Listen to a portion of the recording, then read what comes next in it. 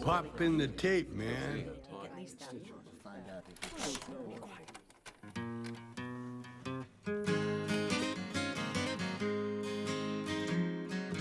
All right, so for this show, I wanted to give the audience a little treat, and I wanted to talk about. Some people don't know this, but you were a rhythm guitar player, songwriter. Mm-hmm. You were in a band, and I wanted for you to tell the story of like how did you pick up guitar? Well, we had a guitar. That was the only instrument that we really had in the house. It was my mother. She bought it when she was pregnant with me, and she would hold it. She couldn't play it, but she learned a couple of like G, D, and C, and she'd hold it against her tummy and just strum away with me in there. Right. And then after I was born, and then when we finally got together, she was in the sanitarium and everything else. But when we finally got together when I was about 5, 6 years old, we moved in to our little house. And the guitar was there. And that was part of the furniture was that little guitar. So, I still got it. So you think you had a connection since the womb with the instrument? I believe so. I believe it. Well, I had musical talent, but we were just worried about trying to find a school to go to. What do you mean by musical talent? Like, well, I could pick up music by ear, on the piano. My cousin, he was an adopted little white guy named Winky. He had a 12 bass accordion at his house, at his room. And when as kids, we'd go visit Uncle Joe, and we'd go to Uncle Winky's room, boy, and play the accordion. He was like 16 years old, and he had a stash of nudist magazines under his bed, and it was a guy's room. Yeah. And then he had the accordion, little 12 bass accordion, and so I'd pick up that accordion. And from the time I walked in, I'd have that accordion on. Just messing around. Until I, just picking up, playing Tennessee Waltz, that song. All just by ear. And I could play by ear, know. Right. And then I learned a little bit of the bass, and but accordion really wasn't my instrument. It's like the most uncool instrument, I think. Totally.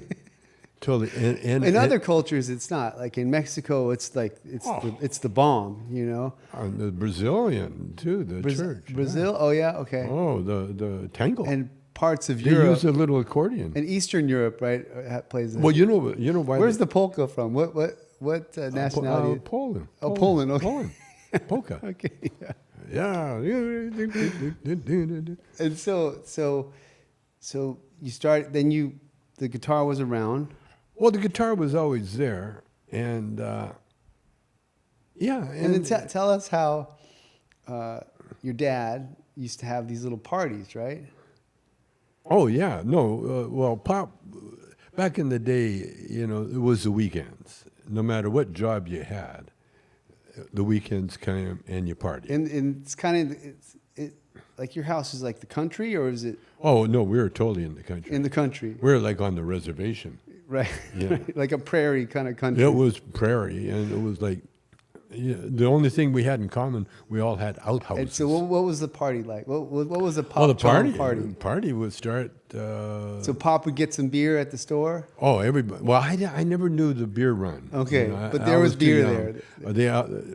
Not just beer, but beer and whiskey hard liquor and whatever. And they would come. And everybody, the Canadian party, you brought a couple of cases of beer. Yeah, BYOB. Bring your own bottle. And if you were like a single guy, well, chances are you bring a case of beer that was yours. You sat on it. Yeah. Oh, that was your seat too? You sit up and drink it. Well, there's a fiddle player across the field from us, and he built his own house. And I met him because when he built the foundation, I used to roller skate on it, on the first floor. No walls up, and that was just a deck. Yeah. And so I that's where I met him. Then I started babysitting their little kids. I was older, And then, but Mal was a fiddle player. Uh-huh. And so he found out I played a little guitar, and next thing you know, I was his backup So guitar what player. what was the first lessons that you got from this fiddle player? What's his name? What was his name? Phil? Mel. Mel. Okay. So Mel Powers. What did Mel teach you? Like,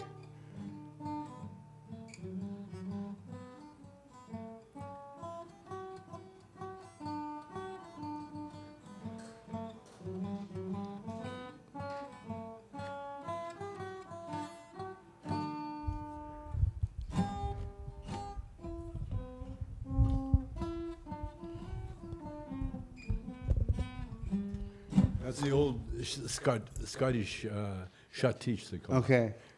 Do do do do Right. do do do do do do do do do do do do do do do. It was a 1, 2, 3. But hop, you told me that he gave you some lessons on how to be. well, no. I mean, that was the first No, tune but I yeah, learned. and then he kind of schooled you on like the job of Playing for dances. being a professional musician. Yeah, playing Right. for dances that you didn't stop. You played. And if you're out of tune, you get a bad look. If you're out of tune, you shut the fuck up.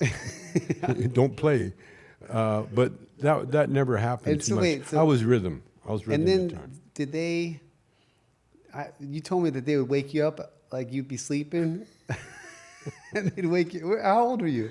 I was 8, 9. 8, 9 years 9 old. years old. Already in bed sleeping, Well, sometimes, and the party's going On on. the party, well, no, hey, come on, Wake the up, party's Tommy, happening. we need- They need a guitar player. Well, he had another guitar player, and then the guy got a job or something, and so he quit, and so I was the only guy left. Wake up the kid. Yeah, wake up a kid. Come on, Mel needs a guitar player, and then I play my mother's guitar, Uh-huh. a little Sears guitar, and I carried that with me everywhere. I played it. It was acoustic, Right. and everything was acoustic. There was no microphones or anything, Right. And it was just country, and Yeah. it was like Coleman stove buzz lighting. And did you have any thoughts of I could do this for a living back then? Or? Oh no! No, Are you it was kidding? just It was a hobby. For my life, every day was an adventure because I had no idea really what was in store, because I came from first of all I was in the hospital, and then I was in the home, then I got out of the home, and now I'm in my house. Right. But now I'm a musician, I'm playing for the parties. So you're playing for your dad's house parties, yeah, and they were it was a family house. and they were pretty rocking. Oh man, Like dancing? you play for dances, And they were dancing. and it's like 3-4 sets. How long is the set? A half an hour? Hour An hour. at least. It was it took how long it took someone to have to go take a piss, Did you? because you play beer, you drink beer, and next thing you know I got to take a piss, and that would be the break. That would be the break. Because would everyone be dancing? Oh yeah. Like what? And it's a small little room. Like there. this kind of dancing, or No, they did the schottische, the polkas. Uh huh. Oh, one of the songs we played was a.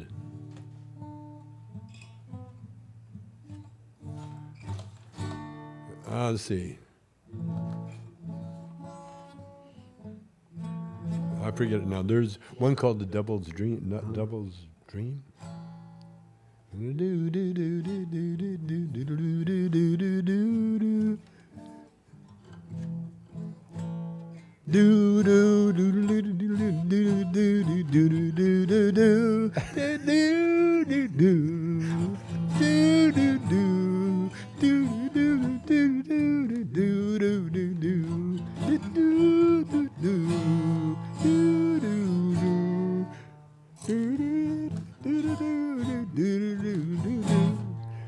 And all night.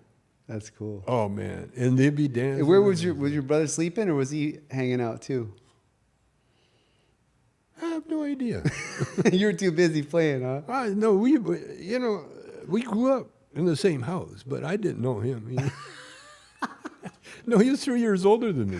Right. And so, like, he had a whole different life. But some brothers are close, but not you and him.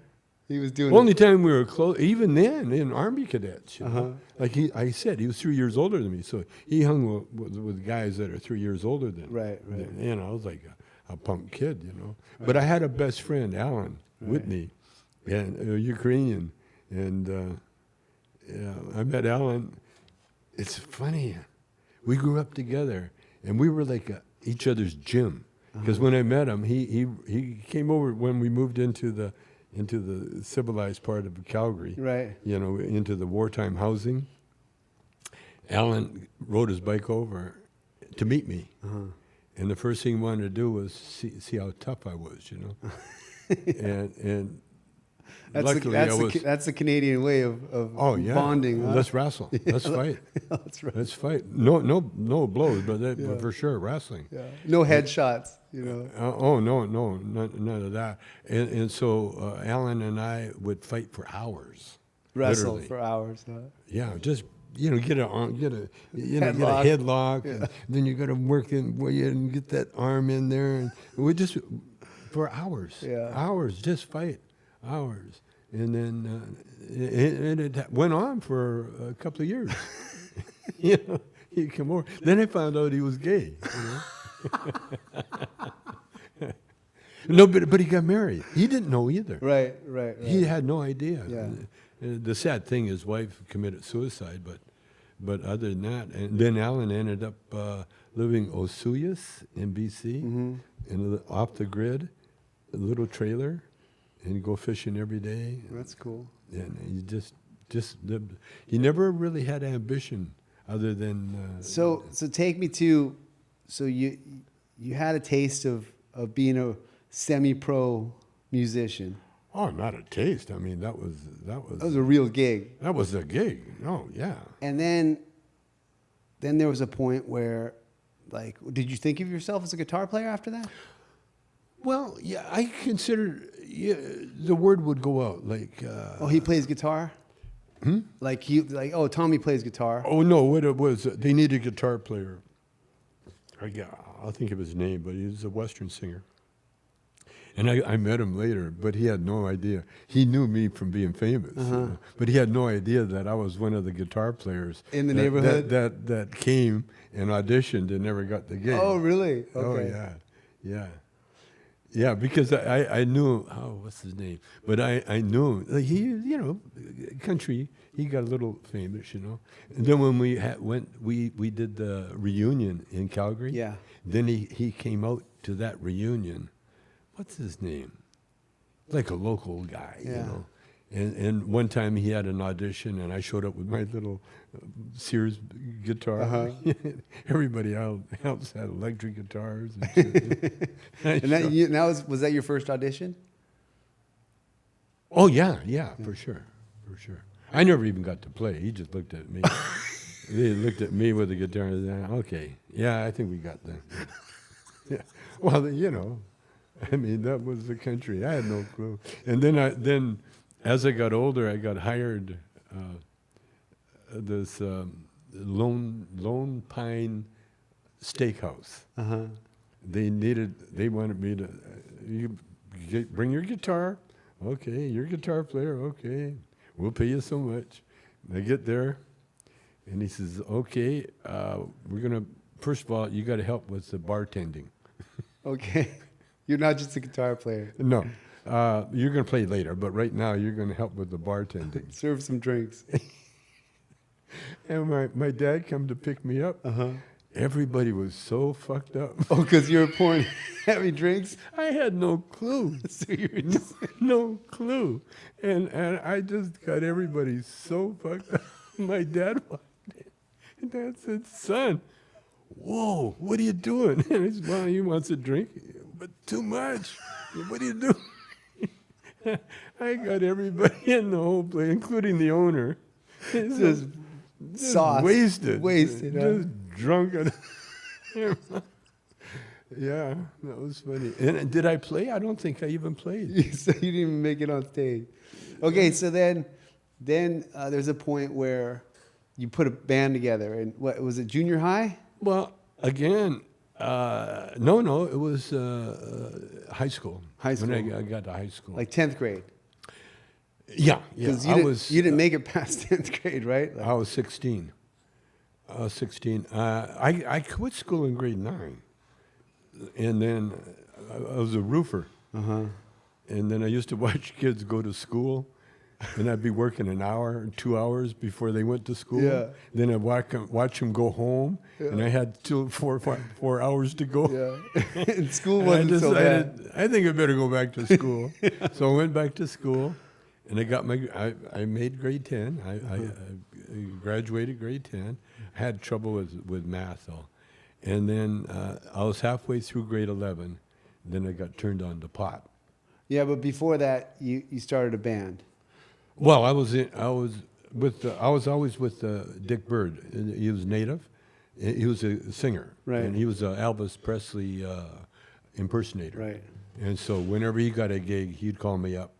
We got a gig, and So what kind of gig? Well, we opened for the four nights. the 4 nights. Oh baby, I get so lonely when I dream about. They had a hit Like a record. barbershop kind of Yeah, quartet? well, it was 4 black guys, Right. doo-wop. Right, do that. Okay. And so they were opening in Lethbridge, Alberta. Uh-huh. And so my mom and dad, they were so proud. We got a gig, they drove us down there and dropped us off. And we played the gig. There was no one there, but we played. Uh-huh. Yeah, the opening band, there's usually no one there, right? There was no one there, and then these guys come on and they played, and then we went to get paid, and the promoter was gone. That was a common thing, huh? Yeah, Like- well, it happened one time. After Right. that, we got paid in front. Yeah. And so Dick and I had to hitchhike because my mom and dad drove us. Uh-huh. And then And we you had had no no way ride to home? get home. We didn't think about it. All Oh, we were worried shit. about the gig. And then after the gig, And it was just the two of you? just the two of us. And so Dick and I looked at each other. So we got the amp, Uh-huh. the guitars, and we started hitchhiking. So he sang 2 guitars and an amp? Yeah, yeah, and so that was, and then we had an old salesman pick us up, drive us home, Okay. drive us right home, and he just wanted company, and and so Dick and I, yeah, that was my band, with Uh-huh. Dick, and then I started getting into the dance, the black dances, Uh-huh. and that's when I met Tommy Milton. Right. All right, I'm going to stop it for this one because we'll pick this one up another time, but Oh, I wanted okay. to just tell this story first. Like, About Dick. like the early kind of story of Yeah. how you got into music. And Yeah, then, well- and then we'll pick it up the next time. Dick and I met in Army Cadets. Uh-huh. And that's when I kind of knew I had a connection to the First Nations, to Right. the natives. And Army Cadets was obviously one of them. Right. But I also look like them. Right. We all looked, we looked like brothers kind of, Right. And Dick he was 6 foot, probably 6'2". Big guy. Big Sioux. Uh-huh. Well, he was Tower C, but that was like an offshoot. And the reason they were so big, their diet was buffalo. Yeah, buffalo meat. Yeah. Yeah. And the prairies, Yeah. and like and Dick was like that. Great guy, funny guy. I'll never forget. Is he still alive? Oh no, he died. Dick died. Mm-hmm. And his daughter's Lady Bird. Lady Bird? Oh, Yeah, that's she cool. calls herself Lady Bird. I like that. Dick Bird, Lady Bird. Yeah, I met everybody. All right, we'll save that for the next time, okay? We talking about reclassifying marijuana? Officials considering easing restrictions on marijuana by reclassifying it as a less harmful substance. And the move could have major impacts on Colorado's marijuana industry. Boston was that approval has taken a deeper dive with reaction from both the industry and anti-drug advocates. What do you have to say, Evan? Yeah, Eric, right now marijuana is classified as a Schedule 1 drug, putting it in the same category as things like LSD and heroin. Now, this recommendation would move it over here to Schedule 3, a proposal that's getting mixed reaction from both sides. Okay. You heard all that, right? Yeah. Okay, now what's the Tommy Chong classification for drugs? I want you to give us what's your Schedule 1? The most dangerous? Yeah, for you, in your opinion. If you were the head of Fentanyl and heroin. And fentanyl, heroin. that's about it. Okay, fentanyl and heroin. What's Schedule 2? Cocaine, Okay. What's Schedule 3? everything else. Everything else? Yeah. Psychedelics, all that stuff? Yeah. I guess, what is Schedule 3 anyway? Do you know? Well, they just said it was like steroids, Yeah. codeine, and... Well, that's what it should be. Yeah. You think steroids should be Schedule 3?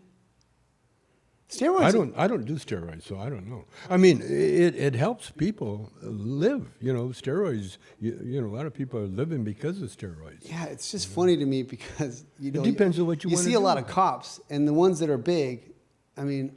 And out of control. Do you think they might be on steroids? And out of control. Like- well, they stopped weightlifting in prisons. Yeah. Because the guys were smuggling steroids in and getting so big. Well, you see how big these guys are. Yeah. What's that guy that ended up Mr. Olympia? What's his name? Ronnie Coleman. There was another one too. Another big. Yeah, monster. they're There's huge. one guy. He's got a 56-inch arm. Yeah. And it looks like 2 legs. But the schedule, so I mean, obviously marijuana. I mean, they're still kind of dicking around saying it's Schedule 3. It should be treated like wheat. Yeah, yeah, like bread. flour. Yeah. Yeah. Yeah. Because wheat. Well, what's sugar? What schedule is sugar for you? Fuck. There again. Sugar's the worst. Yeah. Sugar is corrosive and it gives you all sorts of diabetes, all sorts of. I watched a little bit of that new movie, Painkiller, and it's Yeah. about the OxyContin. Yeah. That's pretty eye-opening, because they just pretended it was like a different form of morphine, but it was it was destructive. I was a little worried about Cheech, because Cheech told me he had. When he did his knees. No, he was on the road with his wife, Natasha, and he thought he was down. In New Orleans. He thought he was getting a kidney stone. Yeah. And the kidney stone pain is so crazy Yeah. that the doctors prescribed OxyContin for Yeah. him. And so when he was down there with his fraternity, and one of the guys in the fraternity was a doctor, and so they found a place where he could get. Yeah. He was prescribed narcotics. Yeah. OxyContin, and at the end it was a false But alarm. it doesn't like take over everyone's life. There's a certain percentage of people that it just takes you over, and you're. Well, obviously they're the ones that don't have a lot to do with their life other than get it. No, I just think that it just takes you over. Like, Well, that's what I'm saying. you're not in control. You take the heroin users that are, like, what's that, Hopkins, the hospital. Right. You know his story? Yeah. He got addicted to cocaine. Right. Because he was using it for brain operations. And he got addicted. Yeah. And the only way he could get off cocaine was to get on heroin. Yeah, that's good. That's good. And he got on prescribed heroin. Right. All his life, he performed all his operations Yeah. while he was under the drug heroin. Well, yeah, I mean, some of the most famous, accomplished artists have been heroin users and drug users. John Coltrane, all those guys. Yeah. But I don't even know why we have to have a conversation about marijuana being scheduled, because you've lived your whole life smoking it, eating it, and It's the only thing that I got cancer when I quit smoking weed. yeah. So no, weed is, and it wasn't until the racist laws come in. You know what happened? The Puritans here in America, they were so crazy. These white guys from Philly, by the way, they ended up there, but they were the Puritans. Yeah. They're the ones. And then that's alcohol prohibition, right? That's alcohol prohibition. Because they wanted to hurt the Jews, the Italians, the French, the Spanish, everybody that drank. culturally had a nice drink with a celebration drink, right? Like, No, it was to live.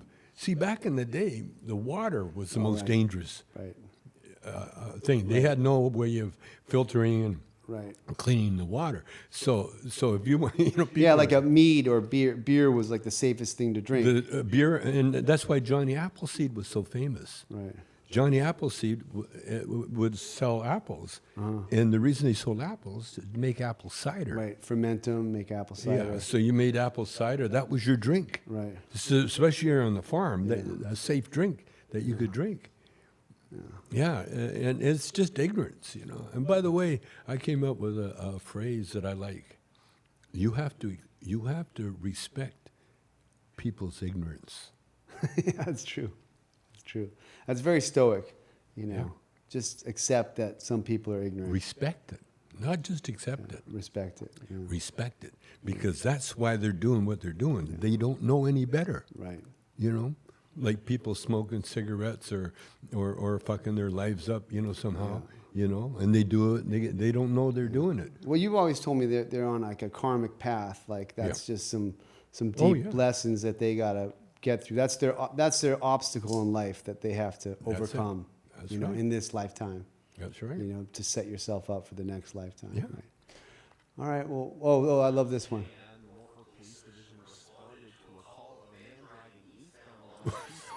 What's he got?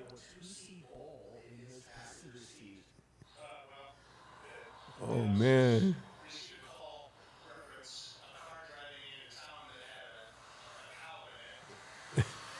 He just modified his car. I don't see what's wrong with that. Like, Oh, it's a hazard. I don't think so. It's a modification. Look, the guy's No, it's tied down. It's a hazard for the other drivers. What you can't see it. You can't look right. Look at the shit. Look at the shit on the car. Did you see that?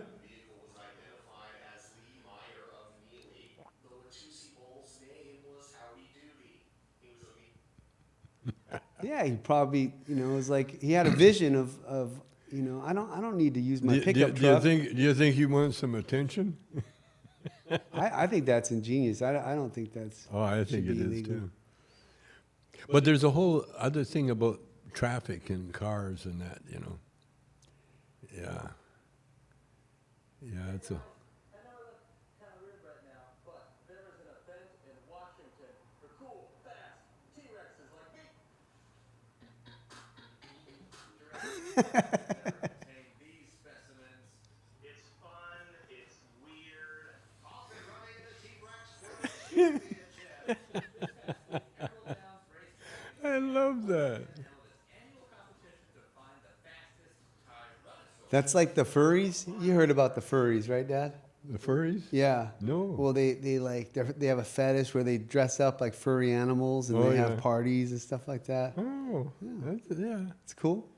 Whatever, whatever Whatever floats your turns boat, you on. right? Is it like a gay pride thing?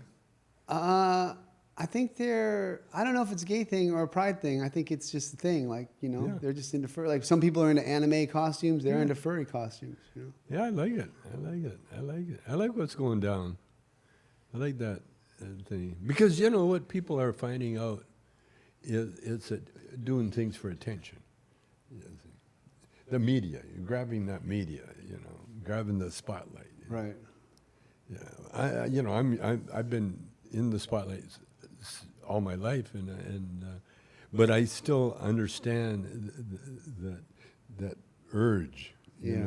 that people get, and how To be noticed. to be noticed all of a sudden, I don't know if you remember in like school, if you got called on by the teacher, oh, and you feel all that attention on you, Right. and oh God. The flush in the face. Oh, everything. shit. Everything. Especially it was one of the teachers that, Especially if you didn't do your homework. oh, yeah. And you Wh- haven't been when paying I attention. grew up, we had some racist teachers. Mm-hmm. And that was kind of cold-blooded. When we moved into the city, my first day of school, I'm sitting there in class, first day, And this bully comes in and just attacks me from behind, smacking me in the head. You know, Just starts going off, punching you in the just face. punching me. Now, I was helpless. I was in the desk. But the guy forgot to do his research. And had he done his research, he would have found out that I got a 3-year-old brother that's 3 years older than me that grew up in the home. Who was a violent kid, right? Who Like- would look for guys like him? You know, they would go to schools and the tough guys would they would see each other and they'd go outside later. So what did the racist teacher do to you? The teacher? Yeah. The teacher sat there drinking some fucking tea. Sat there and just watched me get whacked. You get bang, bang, bang, bang. And then I remember the lunchtime came, you know, and I didn't see my brother, but everybody else told him what happened. And then that kid, what was his name? He didn't go to school after that. He went. He went into hiding. I think he went to another class or something. Oh, he was like, I'm out of here. No, my brother schooled him a little. Oh, he beat the shit out of him. Oh. Yeah. Well, Stan was, he was brutal with the guys. And that's why I didn't have to do anything.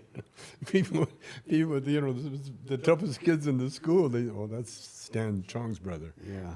Leave him alone. Yeah, that helps. That helps.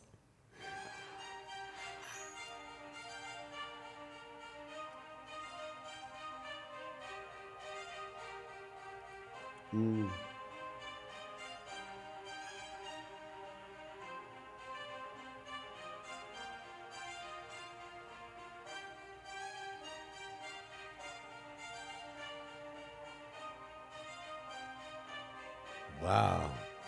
Go snorkeling in a bog. You know, have you seen those? Have you seen those clips where? Oh man, they're really sad. And what I found out is like you want to be careful in fresh water, right? Especially that's not fresh, because there are some like brain-eating amoebas. Like this one kid, he thought it was a cool thing to jump in a pool of an abandoned house. Oh. And he's a healthy young guy, Dad, and he jumps in the pool. Next thing you know, he has a brain-eating amoeba, and now he's like in a wheelchair and fucked for life, man. You do not look. You look before you leap. Well, yeah, like and then I heard about people doing the Tough Mudder. You know, like it's like an obstacle course, and it's all about like like getting through the mud and being dirty. And some people get all kinds of weird fucking organisms from the mud. It's called dirt. Yeah. So slime and I shit. don't recommend this. I don't recommend snorkeling in a bog. No. You know, like you should not do that. I immediately screamed probably the most blood-curdling Who got a hold of the snake? Michelle Lesbron is traumatized after returning from vacation to find this snake Who's just picking it up? Tucson, Arizona home. I thought Is that some snake expert? the stuff of horror novels. Damn. I did not use that restroom. Thank goodness I had Who's the snake handler? Jesus.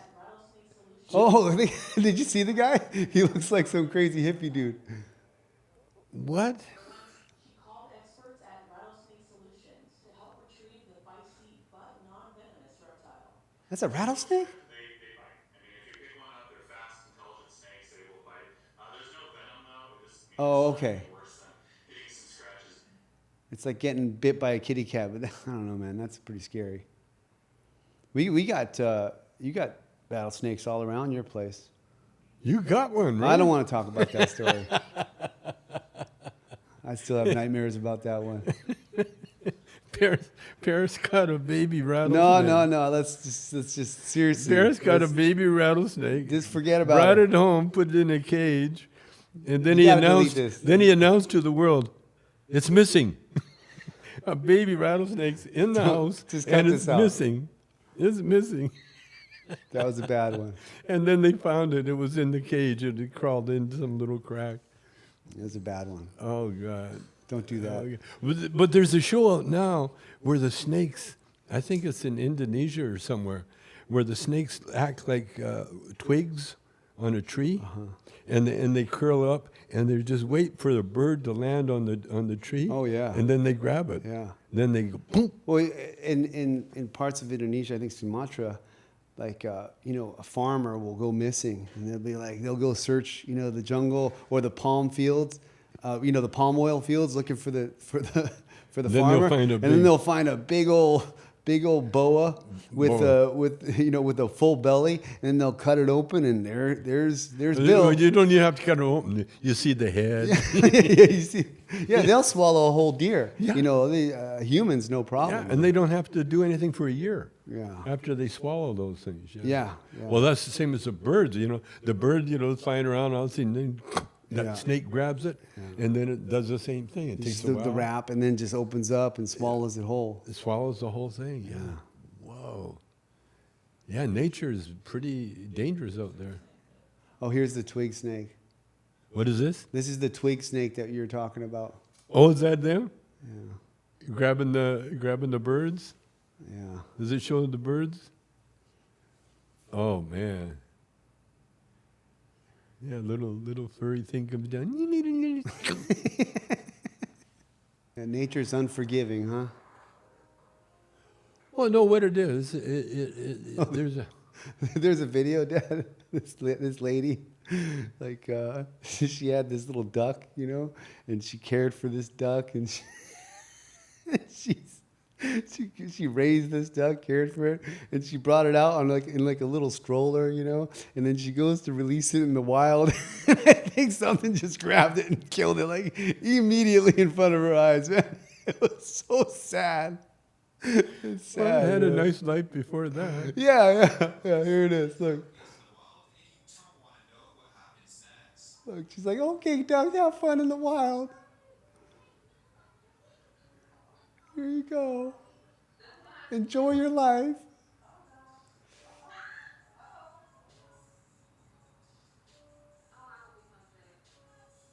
Hope he comes back. Oh, he got killed by the other duck. That's what happened.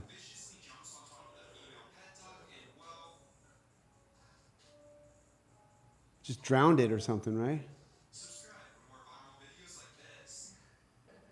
Oh, I thought it got killed. Oh, my story's better. Wow. Now, what is this? Now, this is gross. Oh, they're not naked. They're just...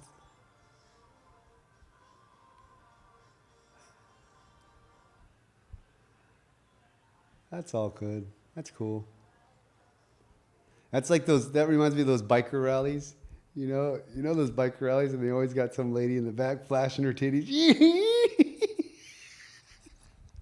You're like an honorary biker. You've been to those biking, didn't you? Oh, Didn't you sure. perform a couple of those biker rallies? Sturgis. Sturgis. Yeah. Sturgis. We performed there.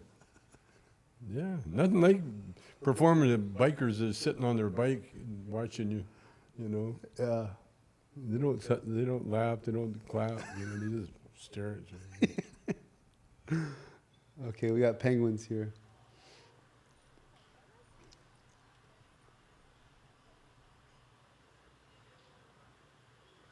That's a tough beast. I like that. So pretty. Well, they've gone through the whole thing. Oh, I saw one zoo where they have all the glass, Dad, has like a little hole, so like the little zoo animals can like reach their little hands out, like little beavers and stuff like that, and then so people can like touch the beaver's hands. It's really cute. Oh, that's so cute. There's another. Yeah. Look. Watch this one. This one's really cute. Oh yeah. This is great. Like yeah, you can, and the otters like it. Like you Oh, they play with the hands. Yeah, the hands. They put their hands in there. They're like, oh, that feels good. That's cute, huh, Dad? Oh, it's so cute. They like the feeling. Yeah, I like that. Okay, we got to do the fan questions now. So what? Some fan questions. Okay. It's the Ask Tommy segment. Fuck those fans. Fuck This those the sage Tommy advice. Which movie Okay, say Dave E. Dave. defines Cheech and Chong? Okay, Dave. This is from Dave E. Which movie do you think defines the characters Cheech and Chong the best? Cheech and Chong's next movie. Because you get a taste of Cheech's character, Red, Right. and then you get the lowrider. You get two characters. You get two characters. Right. Yeah. And then which film do you think allowed the most creative freedom from the studios and producers? All of them, right? Still Smoking. Still Smoking. Oh, Because okay. we shot it in Amsterdam, Right. and no one had any say. I was the only guy that had any say. Yeah. And that was a creative freedom. And it was supposed to be a A concert movie, right? concert movie, yeah. And for $1 million. I would have made more money, but no, actually, we did better. Yeah. We did better. Okay, this is from Saul. Saul M. What's your definition of life and love? Life and love. Definition of life and love? Well, something that we have no control over. I think he means what's the secret to life and love?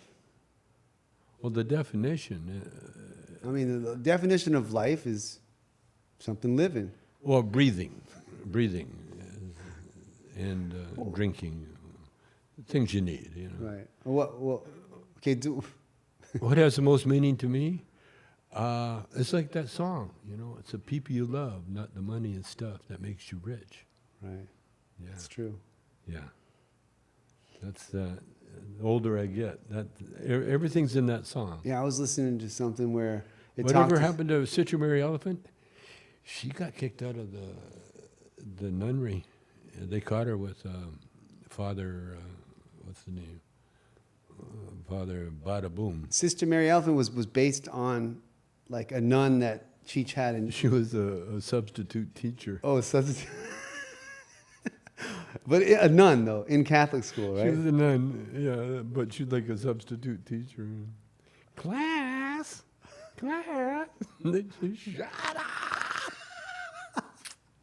That's a tough we, job. We laughed when we did that bit. Yeah. Oh, fuck, we laughed so hard at that. Because Cheech was Norm, Kenny was the sound engineer, and no one warned Norm. what Oh, Cheech he was just gonna blew his do. eardrums out. Huh? Shut up! Shut up. That's fucked up. Nora L. All-time favorite classic Okay, car. how is your day going? And what is your all-time favorite classic car? How's your day going, Dad? Good. I haven't had any bag accidents, so that's a good day. That's a good day. Yeah. So, And and then what's your all-time favorite classic car?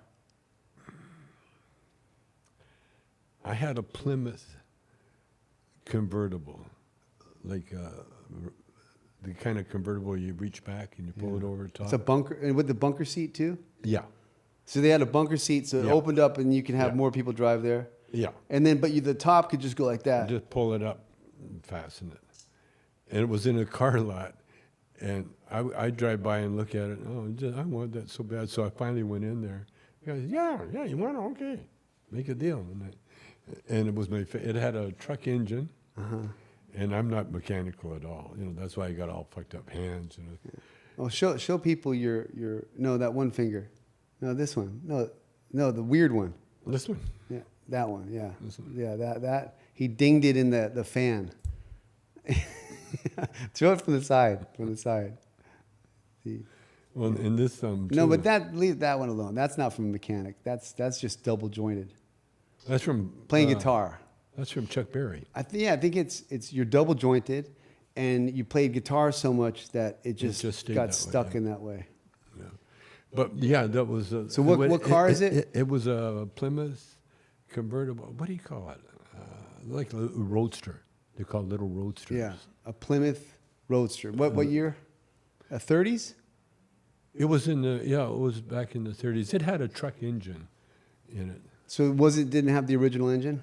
No, just a truck engine. But that's the one you had the most fun in. Oh, I loved it. But there's not an all-time favorite classic car. Like if money was no object, if you had a garage and everything, there's not one that you love. I'm the worst with cars. You had weird cars. You had a Citroen. You had Maserati. a Maserati. Citroen Maserati. Yeah. I like the first ones, you know. Those don't impress you. Huh? The Ferrari never. I wish you kept the Ferrari. I don't know why you had to get rid of that. Just keep it in the garage. Yeah, I felt too much like a lawyer. You know, and that's not a good feeling. You know, lawyers, they're all dressed up like they're going to jail because they are. I like the story that Shelby got you the car in Italy, Yeah. right? And then you're driving it around Italy, and all the Italians could hear you grinding the You were gears. with me. Well, I don't remember this, but you told me all the Italians. What were the Italians? Well, doing? no, what happened, it was in Sardinia back in 70, No, 80, 82 or something. 82, 81, 81. I think. 81, okay. 81. And all the Italians were afraid of being kidnapped. Uh-huh. And so they were driving little Fiats and shit like that. And a Ferrari back then, she got it for like a deal, Yeah, no one was buying like Ferraris. 20 grand or 15 grand, something No, like 25. that. 25 grand. For a $75,000. An 81 Ferrari, like a Spider, I don't know, something like that. Yeah. But anyways, you had a Ferrari. It was a hot one. and then- And we took it to Sardinia. I took the Rolls and the Ferrari, and not the Deux Chevaux. no, just the Rolls of the Ferrari. Rolls and the Ferrari. I had them shipped over to Sardinia, and I'd be driving the Ferrari in Sardinia, and these Italians would literally stop me and tell me that I'm not driving it properly. Because they could hear their gears grinding, you know. I'd start. I remember standing up in the seat going, okay, Dad, Yeah. hit the gas, go faster. Yeah, And I was like, you "Oh." were standing up there. It was cool. We were just driving. It was fun. It was fun. But when I got it home here, it bottomed out on my driveway. Oh, poor you. Like, just put it in the garage, man. Like, you know. But you don't think about that stuff. Get rid of that shit. Yeah.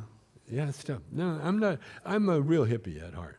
You know, I am. Oh, I know. You bought a Econoline van, and you drove that for a while. That was one of your favorite cars, you know, a van. I used to have fun with all the kids when we were driving them. Yeah, it would fly around the back. No, I'd tell them. What was that? What did I tell them? Something. I forget now. I did fuck with them. You know. Yeah, I liked the van. Well, I had plans. I had plans to fix it up, but I think I am the president and the founder and the most famous member of the procrastinators of the Canada. Yeah. Your office is like, I'll get to that. Yeah. It's just like One of these days. yeah. That's what my dad One of used to these say. days, yeah. One of these days. Okay. No, but you see my office now. You got all these little characters. Yeah, it's a But mess. they're all going to be in the movie. Yeah. It's a mess. We got to do something about that office. Do what Mom does. Knock. Okay. All right. Well, that's our episode. She goes. My mom, Shelby goes. Supper. Come on in, hon. No, it's okay.